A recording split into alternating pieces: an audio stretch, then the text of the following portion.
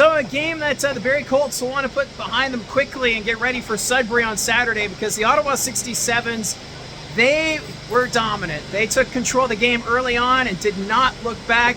There was a couple moments there where the Barrie Colts looked like they had some momentum, but simply put, the Ottawa 67's, they just said no. And it all started early in the hockey game. A shot from Derek Smythe from the point, deflected by Cooper Foster, making it 1-0. That was in the first half of the first period. So it was really all Ottawa in that first half. After that, the Luca Pinelli had a fantastic breakaway. It looked like he was going to go one-on-one on Sam Hillebrand, but Thomas Stewart came back, was able to lift the stick of Pinelli to take away that chance. So it remained 1-0. So a great effort from Thomas Stewart. He's been playing really well for the Barrie Colts as they make their push for the playoffs. But after that, Will Giroux, he took a hit at center ice. Looked like it was favoring his knee. Left the game for a bit, but he did return. So good news for Ottawa fans.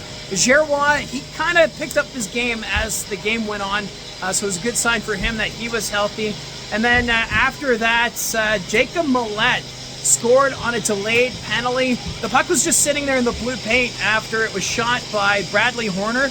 And Millette, empty net, made it 2-0. But it was just sitting there because Bradley Horner took a hard hit in the slot. He took the shot, and as he was following through, Michael Durbridge caught him up shoulder to shoulder, or at least to look shoulder to shoulder on the replay, and they called it a blindside. So that's a 5-minute major. Durbridge's night was done. The hit, it was late, and Horner did not see it coming. So a tough break there. So Durbridge out of the game for the Barrie Colts, and of course 2-0 for Ottawa at that point. And also to note, the 67's outshot the Barrie Colts 20-5 in that first period. Ottawa relentless, so they were able to get the job done in that first period. Then in the second, during the 5-minute major, Jacob Millette, he would get his second goal of the game, making it 3-0. And then just as the major penalty expired, Kimmy Korbler, he would score to make it 4-0. So Ottawa full control at the start of that second period. And then Ronak Jodwen, showing his frustrations, took a hit from Matthew Mayich.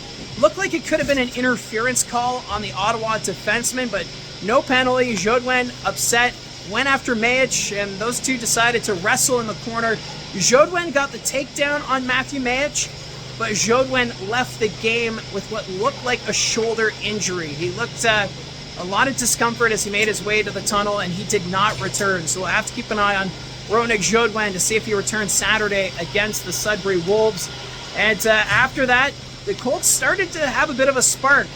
Jack Browdy on the 4-on-4 situation set up by Zach Weigel, put it past Colin McKenzie, making it a 4-1 score. And not long after, Luca Pinelli, he would score a goal, but it ended up being disallowed for offside. So it looked like Pinelli made it 5-1 at that point, and it kind of helped the Barrie Colts. Bo Jelsma then, not long after that, a couple shifts later, going to the net, got a stick on it, put it through the 5-hole of McKenzie, and it made it a 4-2 hockey game. And of course, with Jelsma getting that goal, extends his point streak to 17 games. And over that stretch, Jelsma has 18 goals. He has been unreal, now 36 goals on the season. And after that, Chris Grazzolia took a hit from behind from Hoover, and he went over the boards into the Colts bench. He was a little slow getting up, but he did return to the game, but still looked like maybe there could have been a call there on Ottawa, but they let the play continue. The referees stayed out of this game for the most part, which as a fan, you got to kind of be excited about. It kind of had that playoff feel with the refereeing, but the Barrie Colts a little sluggish at times.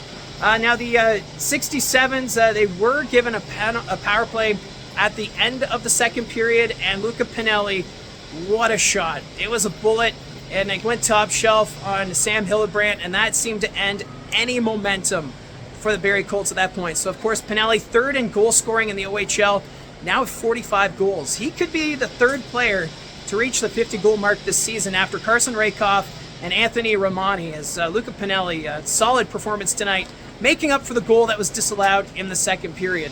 And then after that, there was a turnover as Evan Passmore, making a poor decision in front of his own net, gave it to Braden Kressler, and he would bury it, no problem. and it would make it a 6-2 hockey game. And that's how this game would end, as the Ottawa 67's kept to their game plan. They put the pressure on net, out shooting the Barrie Colts 38-20. So all Ottawa tonight. No surprise, the 3 stars were a sweep from the 67's. And Braden Kressler named the first star tonight with 1 goal and 1 assist. So that'll do it for the game here at the Sadlon Arena. The Barrie Colts back on home ice Saturday. It's the St. Patrick's Day game, as you can see on the scoreboard. They're going to be wearing the green, so they're going to look sharp. They're going to take on the Sudbury Wolves in that one. And Sudbury right now, because of North Bay winning and Ottawa winning, the Sudbury Wolves have fallen to 6th place in the Eastern Conference standings, which is unreal. So you know Sudbury, they're going to want to get back in the win column. They play Oshawa tomorrow before coming to Barrie. So the playoff positioning still undecided. It's been an exciting finish to the season. Meanwhile, Ottawa, they play in Brantford on Saturday, so an important game there for the East Division. So let me know in the comments section down below your thoughts on this game and your thoughts in general about even the Eastern Conference playoff race. Love to see the interactions. And again, thanks for tuning in. Remember to hit like and subscribe, and we'll talk to you again soon.